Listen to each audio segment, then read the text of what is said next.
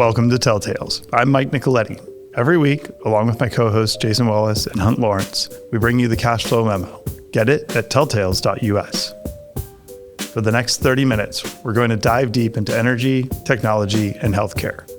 So download the memo now and get started. The following conversation is intended for informational purposes only. You should always do your own work to determine if an investment is suitable for you. Once again, not more than 5 minutes on A, B, and C. No change on C. There's some EIA numbers were in the paper this morning that pretty much confirm these very lined up with these crude supply and crude demand numbers. You would think that demand would be down more than just under 2 million barrels, but that's what it looks like. There's three different entities that turn these numbers out. There's OPEC and then IEA, which is based in Paris. And then there's EIA, which is a part of our Commerce Department or something, does these numbers. And what you see is that supply is off by 2.5, 3 million barrels a day. And the inventory draw is around 2 million barrels. Demand's down by about 1.1 million. So the industry is showing quite a lot of resilience. And when you turn, and I think a working assumption here is that the current situation between the United States and Iran just prevails. And the large consumers of oil in Asia, of course, the largest consumer is China, has a great deal of sway and probably will have first call on Saudi barrels going to the Red Sea. And the others like Pakistan and India will probably pay some type of tariff or bribe or whatnot to move oil and LNG through the Straits of Hormuz. And the U.S. will continue with its embargo of Iran to bring pressure to bear to get them to submit to a lot more tighter review of their nuclear program else has been able to achieve. But that effort may take 2 months, 5 months, 9 months. And I think Trump, to his credit, is going to stay the course. Now, he's threatening because the delays of, to do more military action. But, I don't know how to evaluate that threat. They want to go back into the full-scale campaign that they started at the very end of February. So something other than that is tit for tat, where we hit some things and then they send some missiles or drones to get at U.S. bases in the Mideast. I think they've ceased kind of indiscriminately having targets in Saudi Arabia and the United Arab Emirates. So they're really trying to confine the targets to U.S. bases when they do this tit for tat stuff. But, I think there's a much better and even chance that this situation proceeds kind of indefinitely. And the way the oil market reacts to that is there's a lot of backwardation. Your oil price will be in the mid-90s. Your oil price 12 months from now will be in the mid-70s. But that's not necessarily a predictor of where oil's going to be 12 months from now. I mean, if this situation continues, oil will probably be about 90 12 months from now. So the casualty here is natural gas. Natural gas pricing is weak. And because 2/3 of the growth in dry natural gas supply comes from the Permian, that most of that's associated gas, the higher oil price means more gas supply. That gets us to Exhibit A. I hope that they can get the deficit down from $1.9 billion last year, $1.5 billion, and even with increased defense spending, hold it at $1.5 billion. That is very, very important to avoid a problem in our credit markets. And it's not just a U.S. problem. I mean, the idea here is to not have our debt held by the public as a percentage of GNP go beyond 100. In fact, keep the deficit flat or declining so it comes under 100. Japan's like 180 or something. So it's not just a U.S. issue. We all, as investors, have to be careful about. Speaking of being careful, the stock markets are weak. And I think one of the things that's going on is that Google raised, with selling stock for the first time since they came public, about $80 billion to help finance its buildup of data centers. And of course, SpaceX is out raising an equivalent amount in an IPO, and Anthropic and OpenAI have filed and will be probably scheduled for sometime in a few months. Our extra time today is going to be spent on the SpaceX valuation, which, as a lead-in, Mike and Jason are going to take it from here. But the valuation of SpaceX, it seems to me, has at least as much overvaluation as the valuation of Tesla. So for someone who's decided to buy SpaceX shares, I think Musk, through performance and through vision, whatever else, has been able to keep Tesla at a significant premium over any kind of reasonable analysis based on cash flow. And presumably they'll be able to do with SpaceX. But with that as a lead-in, Mike and Jason, over to you guys to use the next 10 minutes to explain how people should think about the value of SpaceX. Well, as you know, as we've discussed the past handful of mornings, it's been really hard to get to a logical conclusion on a SpaceX valuation to justify $2 trillion unless your forecast period runs out pretty far. So instead of that, I suggest we talk a little bit about the economics of some of the things they are doing that, again, obviously they're not doing it at a pace today that justifies the valuation, but what's baked into that valuation is the expectation that they're able to pull these things off. So where should we start? I think we should start with space-based data center, because that's the last conversation Jason and I had on this. For those of you that don't know, SpaceX has at least published a promotional design of what their space-based data center will be. And that is a 150 kilowatt, essentially standalone micro data center. 150 kilowatts, about the size of a single Nvidia. It was an NVL72 rack, which they've openly said that they're going to be using the Nvidia hardware for this. It's got a radiator to dissipate heat. It's actually liquid driven.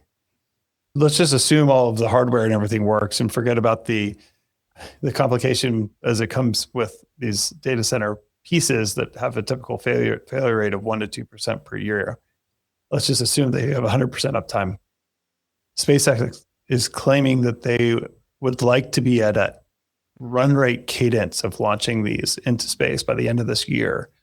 That is about a gigawatt. And I believe their total deployed terrestrial data center is about a gigawatt. So we ran through the math of the difference in cost. Again, remembering that they manufacture their own solar panels, everything except for the Nvidia hardware that's going to go on these things is practically insourced. The use case for these will likely be inference, because for training, it's much better to have a larger cohesive cluster so the chips can all communicate with each other much faster, but it's actually quite useful for inference. So you pencil all that out with some reasonable, but maybe not hugely conservative assumptions, you can get to a cost of deploying data center capacity that is on par with what it costs today to do it on land. And that's fascinating, mainly because you don't have the constraint of the 3 to 7 year process of building a building, getting the permits, building the building, getting the power, and whatnot. So you could have, it's very realistic that within maybe a year, it is easier to put data centers in space than it is here on land.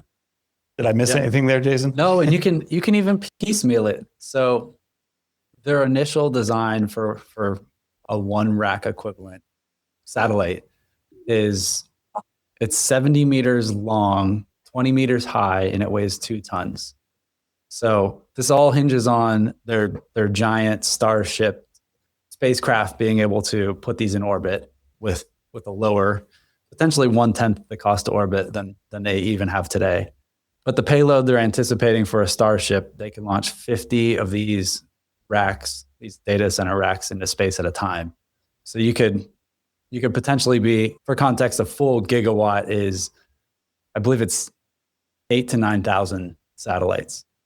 So you're talking about a little fraction of the data center, but you can put them up, piecemeal and have them operational.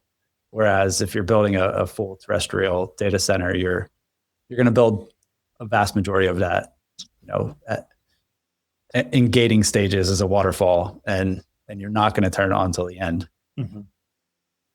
Hey, Jason, are these smaller data centers, they're going to communicate with each other?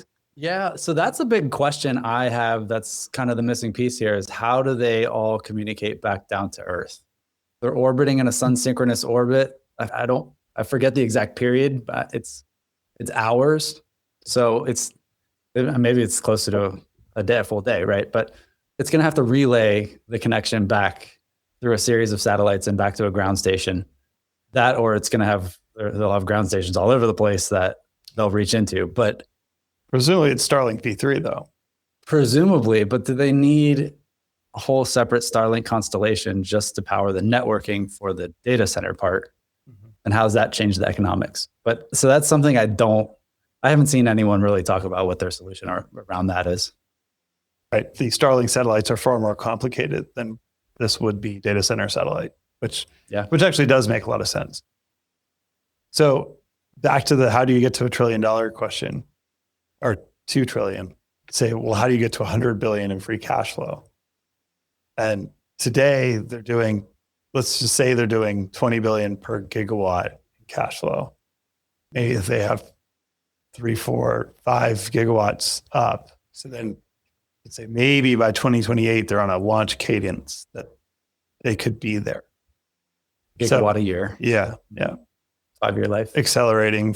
Yeah. 5-year life to 5-year life to 3-year life. But whatever it is, it starts to be conceivable for a valuation of $2 trillion. It's a lot on the come. Yeah. But it does, not that big of a stretch of the imagination. Well, the physics of launching that much mass into orbit is. Oh, let's talk about that. Yeah. So to launch, the rough math, again, on the size of the satellites they're proposing, the rough math is 170 Starship launches to put a gigawatt into orbit. So if they're doing that in a year, they're launching a Starship every other day, continuously. Yeah. Now they proposed an 18-hour turnaround on a Starship. That includes the time it takes for the metal to cool down. I mean, that's so fast. So, and that's how they get to their 20 to 30 Starship fleet.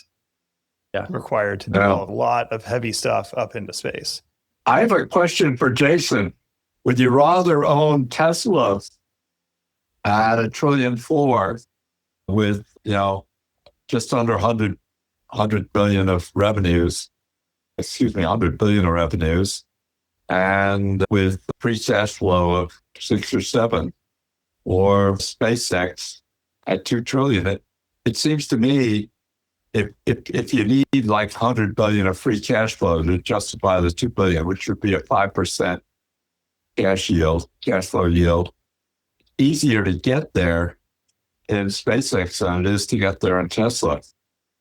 That's what I was thinking, which I feel like is counterintuitive. But to get there for Tesla, I mean, they would need to be operating every robotaxi in the country or something. No, they basically they have to get humanoid robots off the ground. Yeah. But I mean, when you look at the challenge here, I think I'd rather go with having all these launches, continue to build Starlink, getting paid for launches from other people, military and others, communications satellite people. Just looks like neither one of them is for the faint-hearted, but it just looks to me like launching all that payload into space and getting it, able to perform and whatnot is a lesser challenge than having the kind of robot development that would, get the get the cash flow in Tesla so that the $1.4 trillion valuation didn't look, so generous. Yeah, they're both very speculative. But I agree. So one concern I had with SpaceX is, will they have enough satellites and payloads to launch into orbit to satisfy customers? But if they don't have a customer for a particular Starship launch, they just put more data center up. And as long as we need more compute, which it looks like that trend will not break. Yeah, that's a key constraint in this, is that we're going to be chronically short compute capacity. And if you bake that into your assumptions, then SpaceX looks more plausible than Tesla at the current valuation. Yeah. Plus, I'm impressed, because of SEI, which is the company we hashed here, build all this capacity in Memphis, Tennessee, to train Grok. And since Grok wasn't really, certainly Grok and Exact wasn't keeping up with Anthropic, Musk did what I guess Musk does a lot. He just replaced all the people working on this. But then he made a decision to lease the capacity to Anthropic and then leased a further amount of the capacity to Google. So as near as we can tell, looking at the S1, the total capital cost of putting everything into Memphis was $28 billion, and realizing like $25 billion of revenue was probably not too much operating cost against that $25 billion. So, I mean, that's approaching a 1-year payout on a very large investment. So that's not blue sky. That's here and now, and that's a huge amount of cash flow, and makes the point that what Mike was making is compute is so terribly short. I mean, why would Anthropic, it's like $1.5 billion a month. Why would they be spending that much if they weren't really short compute? Ditto for Google. Yep. But whose chips are the ones being used right now? NVIDIA's. Maybe the safer bet is Nvidia, and it's cheaper. I'm going to go looking for a kerosene refinery. Yeah, rocket fuel is going to be a shortage item here if we're going to be putting this many rockets up. Yeah. Well, we have some time here because we've been pretty efficient getting through SpaceX. Jason, there's no love lost for Apple software, and Apple had their developer conference, and it sounds like their presentation of what they're going to do with Siri wasn't any more successful than the one last year, or the one before that, the one before that. Jason, are they just going to have to make their way in the world with a kind of an underperforming Siri, or what? How does it look to you? I don't think they can afford to, but that's what it appears they're doing. Their presentation looked a lot like what ChatGPT did 2 years ago. It did have a little bit of app integration where they can read into your email and your reminders on your phone, but it was extremely limited and not at all what I thought they would announce. The thing Mike and I have been talking about is today they're the platform. They own the platform. If you're an Apple user, you generally have an iPhone, a Mac, maybe you have the watch. They're all on iOS. They all share data. It's the hub for your data, your personal data. But if we go into a world where the agent becomes the hub, if you're talking to your agent to schedule things, send emails on your behalf, the hardware device that you're using is just a screen, essentially. It's just the interface in to be able to talk to your agent. And it seems like they're in danger of losing their platform. And it's something Mark Zuckerberg continues to talk about. And originally his AI division was set up to build the metaverse, but he very well could end up with an agent-based consumer grade platform where it knows everything about you. It's the center of your data sourcing, and it's what you communicate with. And then you kind of just use a simplified set of apps on your iPhone potentially, and then your agent is talking to the other data services to provide more complicated things. And the main point there is that Apple becomes less important if that happens. It will just be another device in the world of the devices that support you. And Microsoft at the Build conference, Satya Nadella talked about this concept of having a centralized cloud-based agentic AI And then all these devices that kind of play with it, whether that's your work computer or your phone, your home computer, or some other, glasses or whatever. Yeah. So it will definitely be a cloud-based agent. And Apple has their reputation is staked on privacy. They had the opportunity to build that agent and market it as safeguarding your privacy, and they're not doing it. So they can be disrupted. Yeah, I think they're starting to look like a big, old, slow tech company that's failing to move with the times. They're starting to look like IBM. IBM or Intel. Mm-hmm. Yeah. What do we see on page 2, the software page? Some of these companies have begun to come back a little. Yeah, this is a good question. Something Jason and I spent a lot of time on lately. So let's back up really quick. What's happened in the world of software is that it has become trivially easy to write software. That does not mean it's trivially easy to support and maintain highly reliable and software systems for a large company to run on. Or design a compelling product. Yeah. But a lot of enterprise software is neither compelling nor particularly difficult to code. Fair enough, yeah. So there are quite a few companies out there that are being aggressively disrupted. Now, a lot of the ones that are like the easy, obvious shorts have either already been shorted or are smaller and private. A lot of them got bought up by Thoma Bravo, who is on record as saying that this isn't going to disintermediate them. But if you listen to Fortune 500 CEOs talk about the way that they are looking at software purchasing, is that the token budget is part of the overall software services budget. So they're looking for ways to cut the things that they don't necessarily need. So what's that mean? That means that incumbent software, likely the horizontal software layers, have opportunity to pick up more market share by developing products that expand beyond the core. That's basically a playbook that Salesforce, ServiceNow have done and sort of enabled over a long period of time. And to be clear, so you're paying a subscription fee and now you're getting more features. Or trivially more money in order, on the basis that you're displacing something else that the customer is already paying for.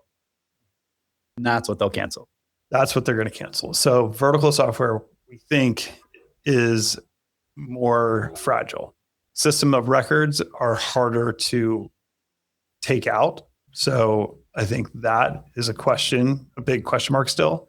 I think if you look at the term of the contracts, customers are pushing for shorter terms, and that's Salesforce, ServiceNow. So the flip side is the companies that charge on a consumption basis. That's actually more interesting now, because as we move to an agentic compute stack, you're likely to have your compute will not scale by the number of seats that you have, number of employees. It'll instead scale by the amount of compute usage you have. So a consumption model actually is likely the way most places will go. We can't ignore healthcare.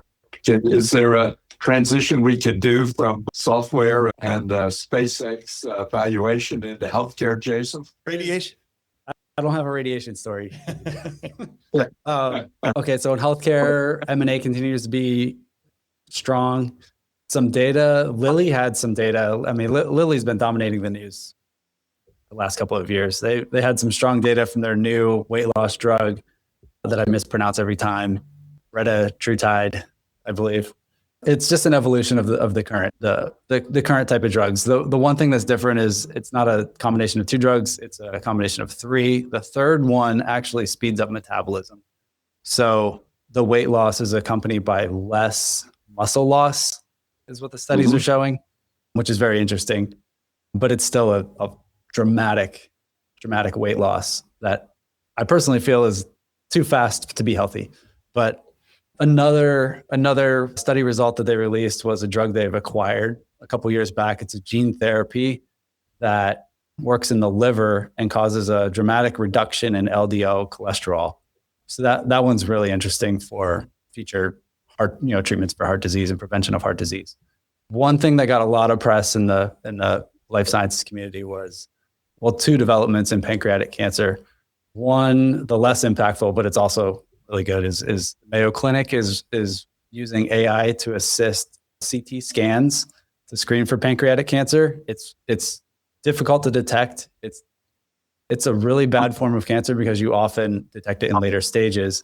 But that with AI assist, they're finding it about a year and a half earlier, which can dramatically improve outcomes in treatment. But the big one was from Revolution Medicines. They have a new class of drug that tripled the survival duration of patients that were treated for pancreatic cancer.